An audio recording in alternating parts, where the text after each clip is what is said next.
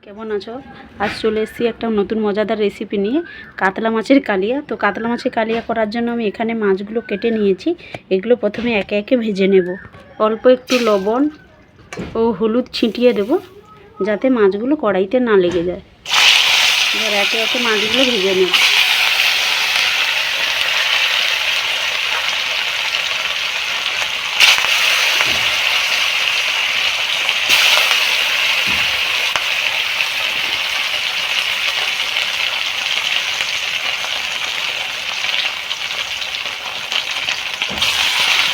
সমস্ত মাছগুলো উল্টে পাল্টে ভেজে নেব। মাছ ভাজা হতে হতে এদিকে আমি একটা মশলা রেডি করে নেব।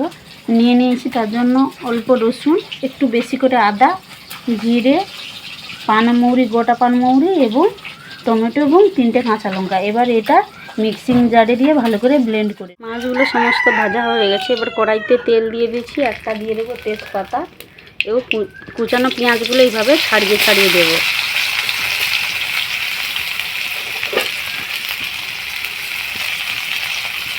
অল্প লবণ দিয়ে পেঁয়াজটাকে ভালো করে ভেজে নেব। পেঁয়াজটা লাল লাল করে ভাজা হয়ে গেছে।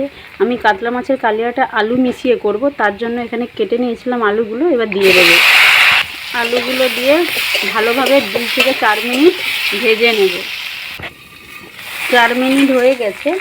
এবার এতে দিয়ে দেব আলুতে লবণ দিয়ে আলুটা আরও ভালোভাবে ভেজে নেব।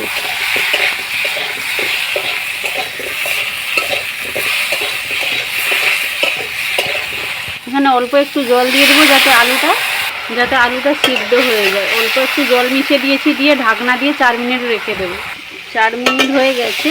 এবার আলুটাকে ভালো করে নাড়িয়ে নেব এবং বেটে রাখা টমেটো, আদা, রসুন, জিরা, কাঁচা লঙ্কা এবং মৌরি এটা দিয়ে দেবো।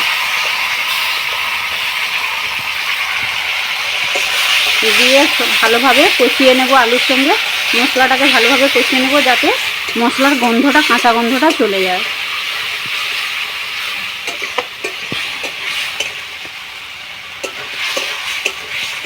এক চামচ হলুদ গুঁড়া ও লাল লঙ্কার গুঁড়ো দিয়ে দেব।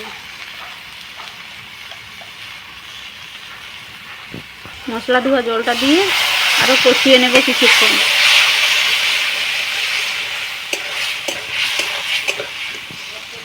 জল মিশিয়ে দেব, দিয়ে ভালোভাবে ফুটিয়ে নেব।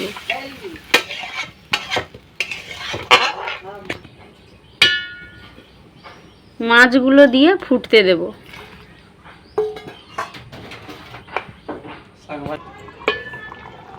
ঝোল প্রায় কমপ্লিট। ধনেপাতা দিয়ে দিয়েছি। এবার একটা পাত্রে ঢেলে নেব। একটা পাত্রে ঢেলে নিয়েছি, দেখো কত সুন্দর হয়েছে। এটাকে কাতলা মাছের কালিয়াও বলতে পারো বা কাতলা মাছের ঝোল বলতে পারো। তো এইভাবে বানাবে, গরমের দিনে আশা করি প্রত্যেকেরই ভালো লাগবে। তো যদি রান্নাটা ভালো লেগে থাকে, চ্যানেলটা সাবস্ক্রাইব করে লাইক, কমেন্ট, শেয়ার করে যাও।